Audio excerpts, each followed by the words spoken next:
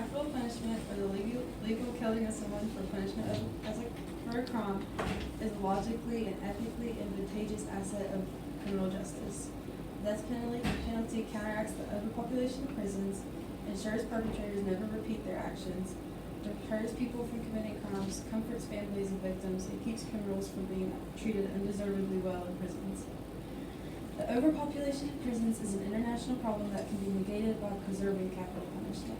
Penal Reform International says prisons in over 118 countries exceeded their maximum occupancy rate, with 11 national prison systems at more than double their capacity. To keep those numbers from rising, it's important to keep capital punishment. Many people who go to prison and are let up end up going back soon after. The Bureau of Justice Statistics study of released prisoners from 2005 to 2014 shows that an estimated 68% of released prisoners were arrested within 3 years, 79% within 6 years, and 83% within 9 years. A notable example of this is Marcelin Harvey, who was imprisoned in 1986 for shooting a girlfriend of hers in 1963 and stabbing another in 1985. She spent over 30 years in prison before she was released, and then arrested again in 2019 for dismembering a woman at 83 years old. The installment of capital punishment works as a deterrent to keep people from committing crimes for fear of punishment. Anthony Battle was sentenced to death in 1997 for murdering a guard at a federal penitentiary in Atlanta, Georgia, where he was an inmate. Another guard from the penitentiary gave a testimony in this case. When he asked how he thought the inmates in the institution would be affected by Battle receiving life without parole, he responded, "The inmates already have an attitude. Once they receive a lengthy sentence or life imprisonment, that's all that can happen to them. So I believe the situation will worsen without the death penalty. All prisoners, they believe there's nothing that can happen to them."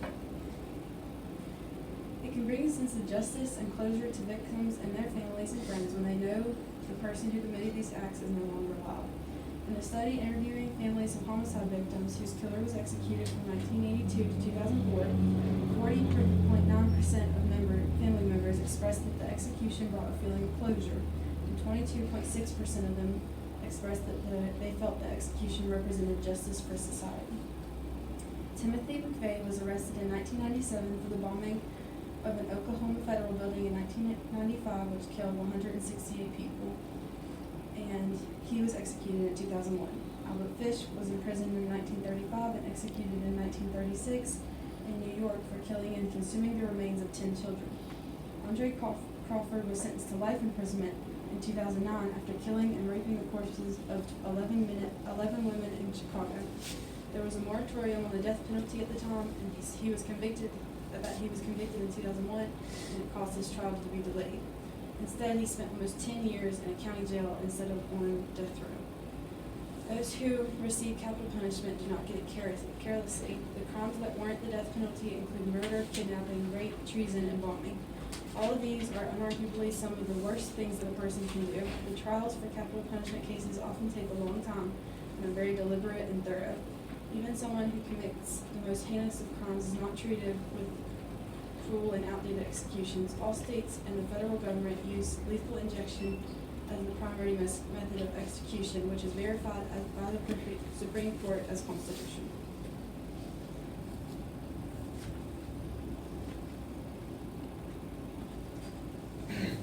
All right.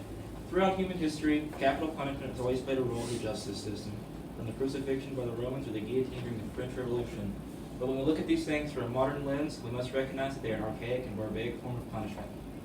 They have no place in the American justice system. In America, capital punishment should be outlawed because of its incompatibility with the Constitution, its immorality and violation of ethics, and the possibility that you could execute someone who is innocent. The Eighth Amendment of the U.S. Constitution prohibits the use of cruel and unusual punishment. The cruelest type of punishment imaginable is the death penalty. It is a form of cruel and unusual punishment because it involves taking the life of the convicted person. Additionally, the use of lethal injection, which is the primary method of execution in the United States, has been criticized as being cruel and inhumane because of the possibility of failure from the injection, which it has several times. Secondly, the 14th Amendment to the United States Constitution guarantees equal protection under the law. However, capital punishment has been shown to disproportionately affect certain groups, such as people of color and those with lower incomes.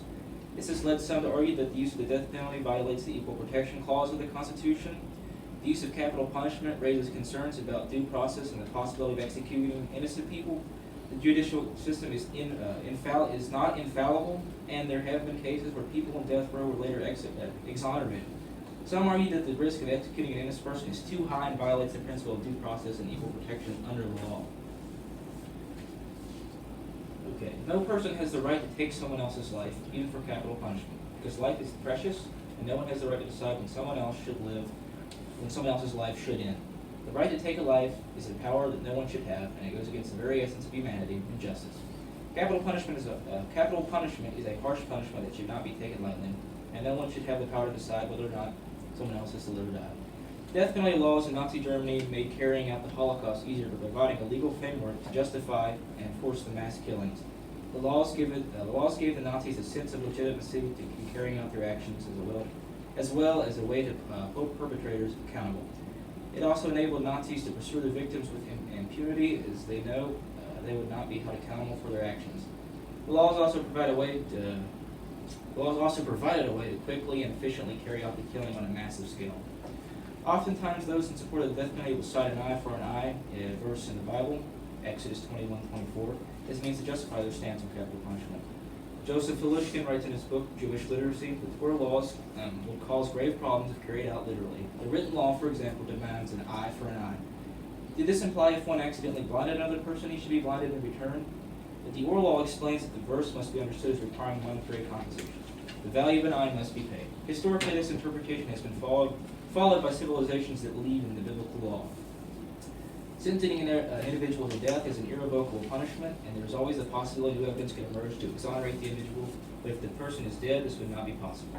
In 1993, Gary Gallagher was wrongfully convicted of murdering his parents and was sentenced to death in Illinois. After spending 9 months on death row, his conviction was overturned and he was released. In 2014, Glenn Ford was exonerated after spending nearly 30 years on death row in Louisiana. He was wrongly convicted of murder and armed robbery and was released when new evidence showed that he was not involved in the crime. In 2015, Anthony Ray Hinton was released from death row in Alabama after serving 30 years for a crime he did not commit. New ballistic evidence showed that he could not have been the shooter in the 2 murders that he was convicted of. In 2018, Randall Dale Adams was exonerated and released from death row in Texas after spending more than 30 years in prison for a crime that he did not commit. New evidence showed that he had been wrongfully convicted of the murder of a police officer in 1976. In 2020, Curtis Flowers was released from death row in Mississippi after spending more than 20 years behind bars. He had been wrongly convicted of 4 murders and exonerated when the U.S. Supreme Court found that the prosecutors had improperly excluded African American jurors from his trial. Overall, the death penalty is a violation of the Constitution, human morality, and the possibility of a person being innocent. America should completely outlaw and do away with the ancient and barbaric practice of capital punishment.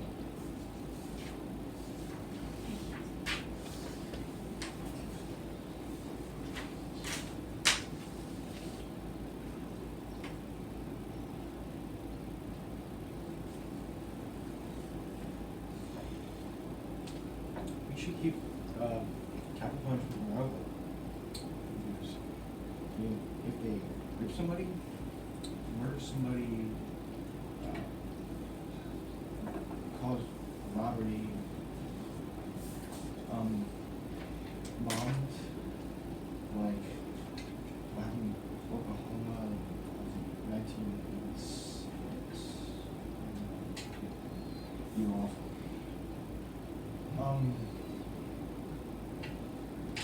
they should get executed around, right, for breaking capital law.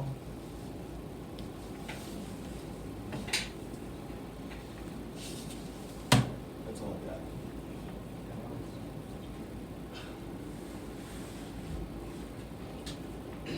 Article 3 of the Universal Declaration of Human Rights states everyone has the right to life, liberty, and security of person. Just give Micah a rebuttal. Sorry. So a big topic you hit on was overpopulation in prisons. Using capital punishment for overpopulation in prisons is futile. The death penalty does not help overcrowding in prisons since a very small percentage of all prisoners in the United States are on death row. And then, offers comfort to families. Eye for an eye, killing another person's child, brother, sister, father, or mother is not going to bring yours back. The University of Minnesota study found that only 2.5% of family members reported achieving closure after the execution of the perpetrator.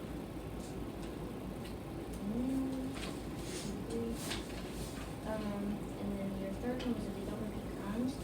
Yes, this does stop them from being a repeated offender, but it still does not stop others from doing it.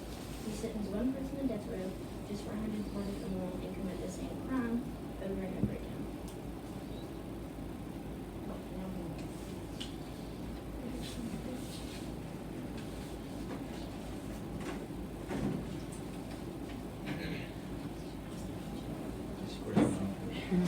January.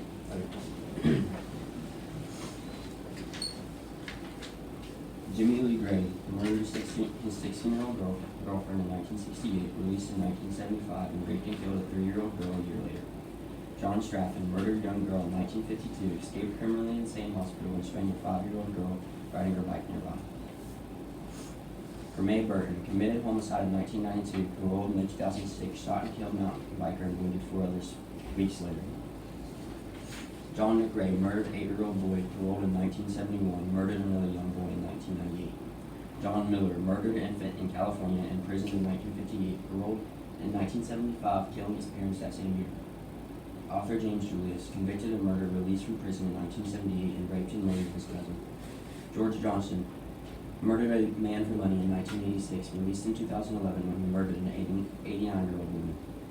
Albert Flick murdered his wife in 1979, released in 2000, arrested again in 2007 for assault, released again, and murdered another woman in 2018.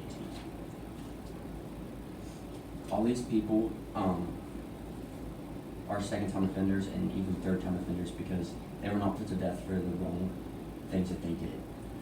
Society has a moral obligation to protect the safety and welfare of the innocent citizens. Murderers and rapists threaten the safety of citizens, and the only way to ensure this safety is to put the criminals to death in a non-cruel way so that they may never have the chance to kill or rape again. A common argument against criminal or capital punishment is the Eighth Amendment. In 2008, the Supreme Court held that lethal injection does not go against the Eighth Amendment because it is not cruel or unusual. Lethal injection is the primary use of states that use the death penalty, and other methods are only used when lethal injection is not available. Only 5 states even offer the electric chair and other options as the death penalty.